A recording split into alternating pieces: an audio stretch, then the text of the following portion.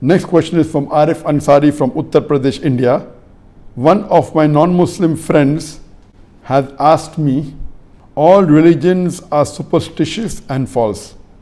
The truth lies in science, which is constantly developing. Religion says that God is all powerful, merciful, and all good. If that is so, then why do millions of children in the world suffer from hunger, cold, etc.?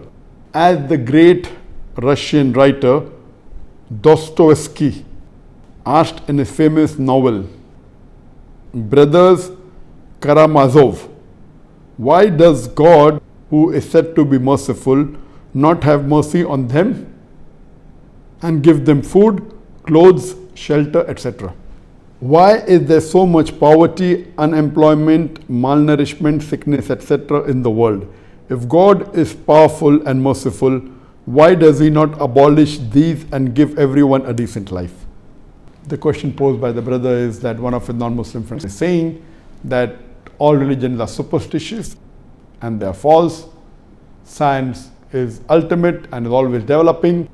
I agree with the brother that most of the religions, they are superstitious and they are false, but not all.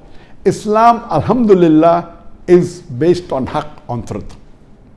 As far as science is concerned, if you compare science with the religious scriptures of the various religions, I do agree with you that most of the religious scriptures, they will fail the test.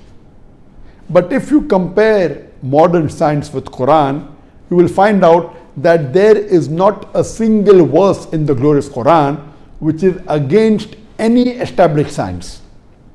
There are more than 6,000 verses in the glorious Quran, out of which more than 1,000 speak about science.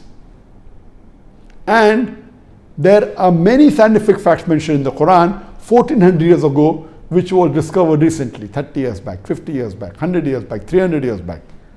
Now, who can tell us how come the glorious Quran 1400 years ago mentioned about these facts in biology, in zoology, in oceanology, in embryology, in medicine, in hydrology, which we came to know recently, 50 years back, 100 years back, 200 years back, about water cycle, that every living creature is made from water, how was the creation of the universe, the Big Bang, and hundreds of things, which science came to know recently, 50 years back, 100 years back, 200 years back, 300 years back. The Quran mentions 1400 years ago. How can you justify this? Out of more than 6,000 verses of the glorious Quran, more than 1,000 speak about science. And not a single verse of the glorious Quran is going against established science. So if you compare Quran with modern science, alhamdulillah, Quran is far superior. And science, as you rightly said, is developing. And many things what the Quran has mentioned, which science hasn't confirmed yet, but neither can it say it is wrong. Inshallah, in the near future, science will even confirm that. So Quran is far superior to science. But I do agree, if you compare with scriptures of other religions, all the other scriptures besides the Quran, they will fail the test.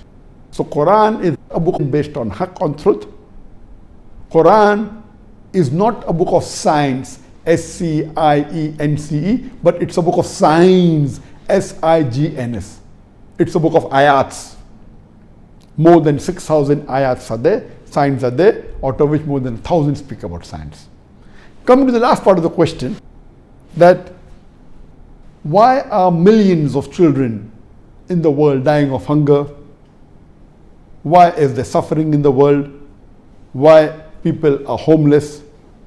Why people are in pain and suffering? The reply to this question is, Allah says in the Quran, in Surah Mulk, chapter number 67, verse number 2, Alladhi khalaqal mawta wal hayata. It's Allah who has created death and life to test which of you is good in deeds. This life in the world is a test for the hereafter.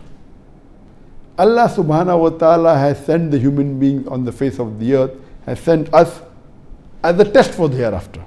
And Allah says in the Quran, in Surah Baqarah, chapter number 2, verse number 155, surely we will test you with something of fear and hunger. with some loss of lives and goods, and what you have earned through the toiling in the world, and give glad tidings to those who patiently persevere. That means Allah is saying every human being will be tested with fear and hunger, with the loss of goods and lives and your toils, what you have worked hard and accumulated. But give glad tidings to those who patiently persevere. As I mentioned, this life is a test for the hereafter. And Allah subhanahu wa ta'ala tests different human beings in different ways. Allah cannot have the same paper. The examination paper keeps on differing every year. So Allah tests different people in different ways. Some with wealth, some with health, some with poverty, some with diseases.